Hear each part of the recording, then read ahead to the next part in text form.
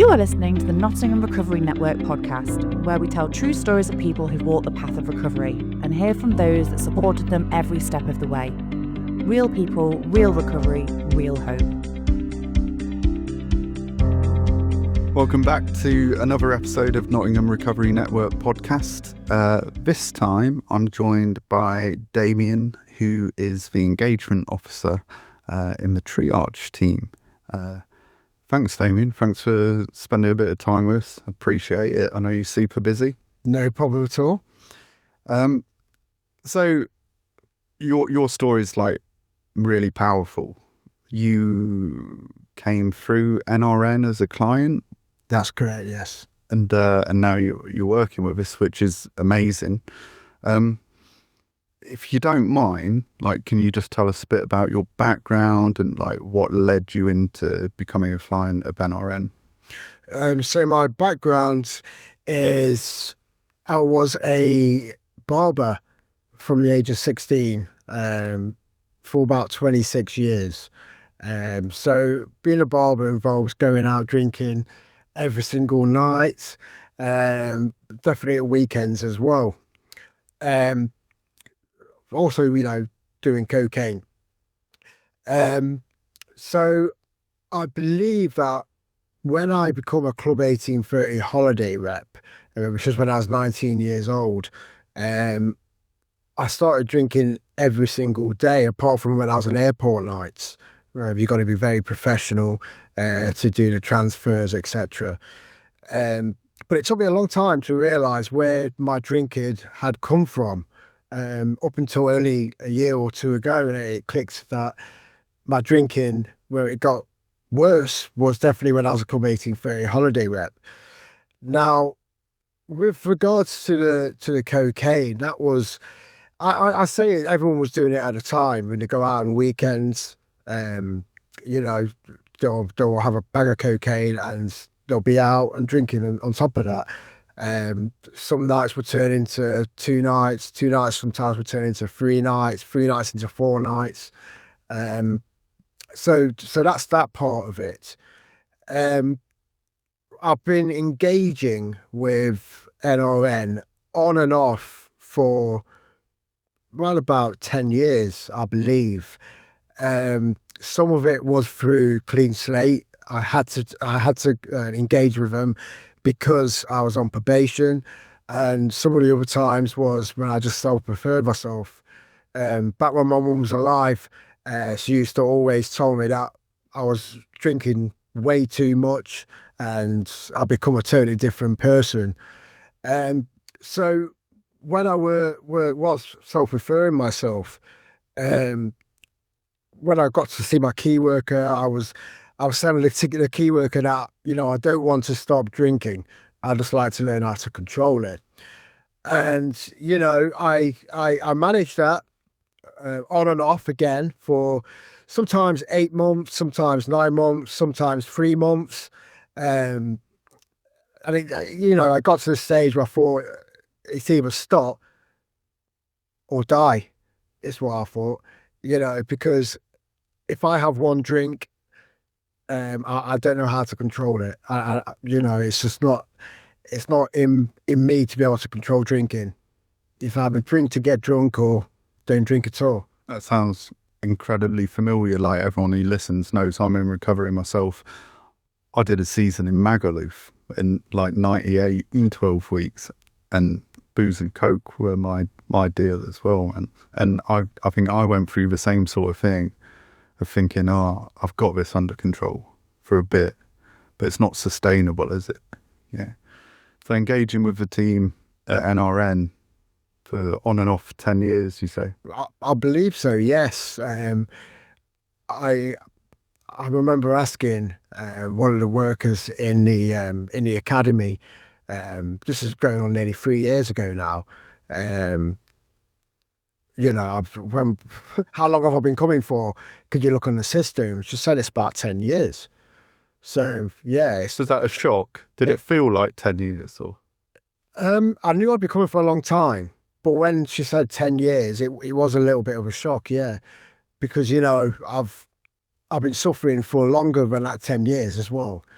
So, And then from this sort of 10-year period working with NRN, I believe Double Impact and the academy opened up and they started doing community rehab. And you were one of the first to go into it. I was, yes. On this occasion, I was on probation, so I was through clean slate. And the first couple of times I was seeing my worker called Julie, and on a few occasions I went in there and I was fairly drunk. I used to blow off the scales, and then slowly but surely I started to come in and I didn't have a drink at all. But then one day Julie said to me, she said, "I've got something to offer you, but it's not something you have to do if you don't want to." And she explained there's a community rehab that's happening. Would you be interested? She explained a very little bit to me. And I said, yeah, I would be, because at this stage, I'd stopped drinking for about a week. I wasn't working either, so I needed something to be able to do, and not think about drinking.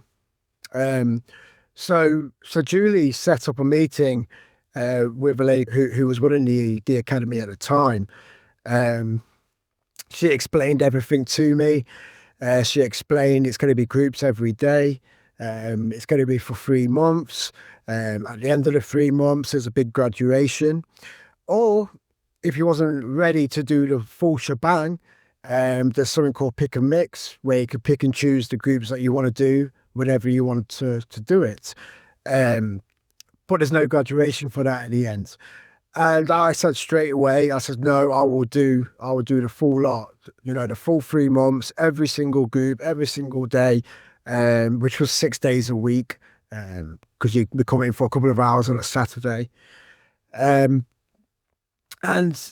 that's, looking back now, that's the best choice I ever made, because I have done residential rehab before.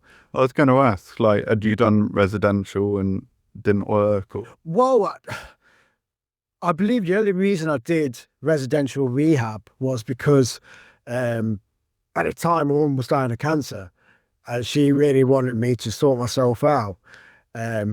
So I went for her. I did really well in rehab. I completed it all. My mum sadly passed away during the final stages of me completing rehab. But I managed to sort of stay clean and sober when I left for about 3 or 4 months. But after this is where I got a large sum of money I inherited off my mum. And I always remember just watching some documentaries on drugs, cocaine, and I learned, and I was warned, that it could trigger me. And so I don't know if I was purposely watching these programs to get that trigger, to get the urge to go and get myself drugs. I think I did, and that's what I did. I went out, I got myself, I think it was 3 grams of cocaine. I sat there, I snorted it. Then all paranoia started to kick in, which is the reason why I stopped doing it in the first place. So then what I did is I went and got a bottle of vodka, which I don't drink. I don't drink spirits, but I went to get a bottle of vodka because I knew that would get me feeling better and unparanoid quicker. And it just started from there, really. Just from watching a documentary on drugs to being triggered to losing control again. So what was more appealing about the community rehab than maybe trying residential again? The community rehab, it was more appealing because, you could go home at night. Now, you've got the choice. If you want to go home at night and treat yourself to a couple of beers because you're giving yourself a pat on the back for going in and doing your groups on that day, that's up to you. That means you're not serious about wanting to get better. So you've got the choice of being able to get back on it if you wanted to, without nobody knowing and lying to yourself and lying to everybody else, or you can go home, not drink, not do drugs, and go back the next day and do the same again. Um, you know, it wasn't as strict as rehab. Um, Everybody was more friendly. Um, I just preferred it on a whole. Um, Connecting with other people like myself. Um, yeah, yeah. Overall, better experience with the SDP in the academy. What were some of like the biggest things you learned in the community rehab? Um, the biggest thing I learned was controlling my triggers, controlling um, my urges. You know, I learned that if you get a craving, cravings only last a couple of minutes. So I got one craving, and that come at a very strange time. I was doing breath work, in the academy. It's where you breathe in really deep and heavily, and you scream at the end. And all of a sudden, I was playing to watch the football that night, but I didn't get the urge for a normal beer. I got the urge for a non-alcoholic beer, which was real strange. But was that my mind tricking me, testing me? I don't know what it was. But I never went and got an alcohol beer. I watched the football and I didn't drink. Um, it took me a good year and a half to trust myself to actually have a non-alcoholic beer, which I did have at a wedding, at my auntie's wedding. I had an alcoholic beer, and I didn't really enjoy it. Not because I knew it wasn't alcohol, just the fact that it just didn't appeal to me anymore. So, every time I've gone out to a restaurant or I've gone out with my best mates, I'll have a Coca-Cola and it doesn't bother me them drinking. It doesn't bother me being in bars, being in restaurants. Yeah. So Sounds like a big bit of it, mate, was like taking time to think about stuff rather than acting on impulse. Like when you're saying you identify a trigger, you think about it a little bit rather than just act on it. I know in my experience, if I got an urge or a craving, I'd be like, out, yeah, down your field, down to the dealer, like without even thinking about it. And sometimes you hear stories, don't you, of like guys that have gone out for like a quiet meal or whatever. And then they're like, before I knew it, I woke up in a police cell. But there's so many points where you can stop, isn't there? Well, there's loads. Yeah, you can sort of tell yourself just from thinking of having that one drink, where would that lead to? You just say to yourself, you lose your house, you lose your family, you lose your friends, you'd obviously lose yourself. And just them four things alone, you're like, well, no, that's going off that one drink I was thinking of having tonight would lead to that. So I wouldn't risk wanting to lose my family and friends again, or for them to step back like they did last time. Yeah. One of the big bits for me, like I did residential rehab, but one of the biggest parts for me, it wasn't so much about the counsellors. I mean, they were great and the staff were all great, but for me, the big bit was being part of a group and like my peers that I was with, and that was a huge support for me. What was it like in the academy? Yeah. I mean, exactly the same. I think I was quite lucky. I was lucky enough to get the group that we all got along with each other. I always remember the first week. I went to the music group and I said, you know what? I didn't like that music group. I'm not going to go. That's what I'm not going to do next week. And somebody said to me, they said, look, you start to miss one, you're going to miss others, and that will lead you to not completing the course. And I agreed. I said, that's exactly right, because I could see myself doing that. Because I didn't like the music group, I won't go and do it again. And then I might not like another group, I won't do that. And also, already that's two groups I've missed. But funny enough, I carried on doing a music group and started to like it. So, so turning up and seeing that it had got better was the right choice to make. And, with the peers as well, I think it does matter what group you are put with. It does matter that you all get along together to enable you to have more of a chance of succeeding, finishing the SDP. That's what I believe. And so after 12 weeks, 3 months, you graduated, a big graduation. What was that like? That was really, really good, actually. They got a room all decorated up. They've got all cakes and party food. We got handed a certificate each. We'd already written out, what our speech for it, which was on the back of the certificate. So each of us stood up and read our speech. It was exciting. It was exciting. And it's a proud moment as well. It's a very proud moment as well. Knowing that I've done that 3 months and, not wanted to quit, not wanted to pick up. It was a great feeling. Yeah, I guess that sense of completing something, for me, I hadn't really completed anything for about 20 years. Yeah. And it's like, that sense of completion is massive, isn't it? Yes. So after graduation, from what I understand, you went on to become a volunteer? No. After graduation, I started a course called the Connect Plus, which is another 3 months. Connect Plus was all about self-development. You learn a lot about yourself, the best ways of learning, whether it's listening, whether it's watching, whether it's doing it yourself, etc. But yeah, it was a 3-month course, and it was a certified course as well, where again we got a certificate for passing. That enabled me to get onto the level 2 peer mentoring course. Okay. Again, which is another 3 months course.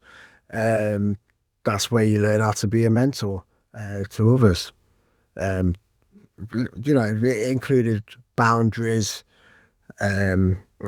stuff like that. And how was it like? I don't know how old you are. I don't want to say we're a similar age. I don't know, but like for me, when I came out of rehab, I did loads of new qualifications. It had been a while since I'd learned anything in any sort of form of education. How was that going back and like almost going back to school?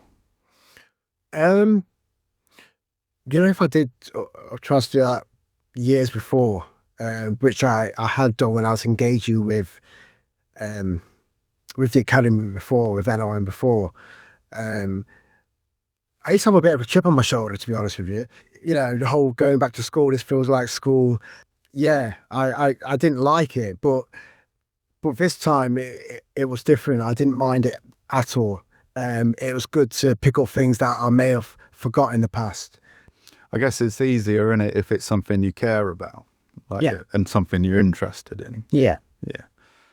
So, peer mentor course, another 3 months. Yeah. Then what? What was the next bit of your journey? Then I applied to be a volunteer, which I became. Now, when I was volunteering, that involved supporting some of the staff on courses like the peer mentoring and the Connect Plus course. I also meted and greeted on the door to let people in. If they're new people, make them feel welcome, explain where things are, the tea, the coffee, just have a chat with them. If need be, tell them a bit of my story. Yeah, so the volunteering, it was good. It was good. And I believe I did that for about 5 months. And you say like part of what you did was meet and greeting people coming into the academy or into NRN. And sometimes you'd share their story. Like NRN are really, really good, as is Double Impact of having a nice mix of people with lived experience like ourselves and people who don't have lived experience.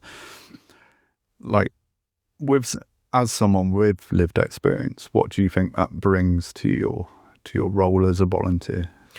It brings in someone that knows what the hell we're on about.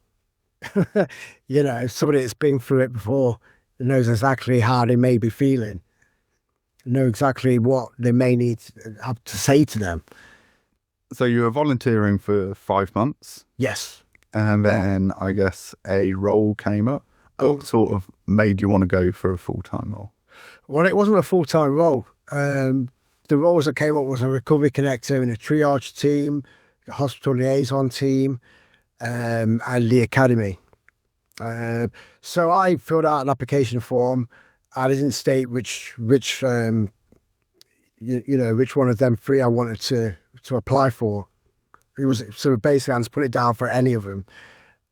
So yeah, I got accepted for the interview, and I got the role as a recovery connector with the triage team.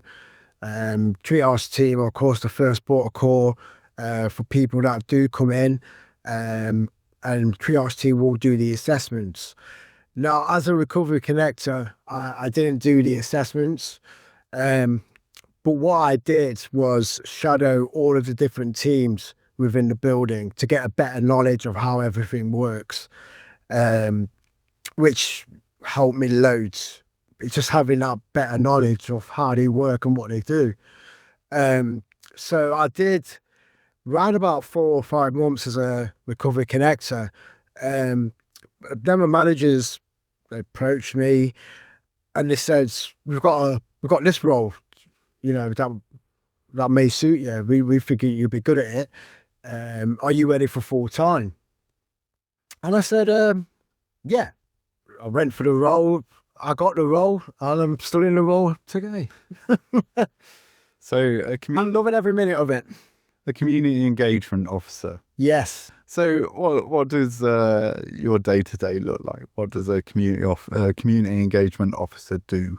So what I do is I will go to health promotion events, set up a table, promote our service with leaflets, explain to people who we are, what we do. I also set up promotion stands for NRN myself with it could be doctors' surgeries, it could be community centres, it could be churches, it could be leisure centres. Me, I don't mind where it is. I try to get a promotion stand set up at Nottingham Caves. I try to think outside of the box. So that's what I'll do. I'll try and get time in certain places for store set up to get the word out. I'll also arrange to do service presentations around local businesses, charities, hostels. That gives them a deep insight, the professionals a deep insight of how they can refer, how we work again as a company, the different departments we have in here. I guess the aim of that is to make more people aware of what we do, be that either someone suffering with substance use issues or professionals who might not know NRN exist or how to get people in. Yeah, exactly. And a lot of professionals, they're unaware that we have a department called family and carers. They will support people who are impacted by their loved one's substance use. So I'll let them know all about that. I'll let them know about our mental health department, which is called Wellness in Mind. I'll give them details and information on every single department within the NRN building. Good stuff. You mentioned part of what you do is a lot of presentations to people. Yeah. And being lived experience. How does your lived experience help you with that? I would only tell them about myself if they'd asked. It's like 3 times out of 5, I would get someone that would ask me, have I gone through the academy that way? So I explained to them everything I've explained today. I do get a lot of well dones when I do tell the professionals, I've come through the academy, and 2 years later I'm working full time as a community engagement officer, and I've had a round of applause before. Good work, and I think it really shows that what we have to offer does work and does help people succeed in life. And I guess for people that might be thinking about accessing NRN, and I find this because I don't always tell people my lived experience. I don't find it necessary, and I think you're a bit the same 3 out of 5. But sometimes talking to someone with lived experience can just be that little switch in someone who might not access the service. Exactly. Sometimes I do make myself laugh, because when I've done a service presentation and somebody asks, have you gone through this process? I kind of feel, I don't know how to take it sometimes, but then I told myself, no, they're just asking because they want to see how far somebody can get, like myself, who's gone through the academy and ended up getting a job. I think it's a real important, point. Like those of us that are lived experience, it gets to a point where it becomes, it's not who you are. It's just part of who you are. Yes, definitely. And I think I'm getting to that stage, or at that stage now. I don't want to be. I'm proud of the fact that I've come through the academy and that. But I'm getting to a stage now where I just want to be seen as Damien, the community engagement officer, which I am, and which I want to be known for. If that does make sense, yeah. Yeah. No, I get it. I feel the same. Yeah. Question I ask everyone who comes on: why do you come into work in the morning? I come into work in the morning for self-worth. If that's the right word to use. Self-worth. It's good to finish work after 8-hour shift, knowing that you've done and had a good day, and everything to get to that part of being able to work. So you've got a bit of time in recovery now. Congratulations. What are you most proud of? I'm most proud of getting the position of a community engagement officer full time, because it took a lot of work. I feel very lucky, and of course I'm very, very proud that I met somebody. I had a baby who's 16 months old now. Back in my time of madness, I never expected I'd have any children, and I have now. So life's a lot better. Life's more joyful. Obviously owe that all to the SDP, because that's where it all started. Well, thanks, Damien. I found that really insightful and interesting, and I know you're a very busy man, so we won't keep you any longer. But cheers, mate. Thank you. Thank you for listening to the Nottingham Recovery Network podcast. If you or someone you know are looking for support with their relationship with drugs and alcohol, we are here to help you. Visit www.nottinghamrecoverynetwork.com for more information.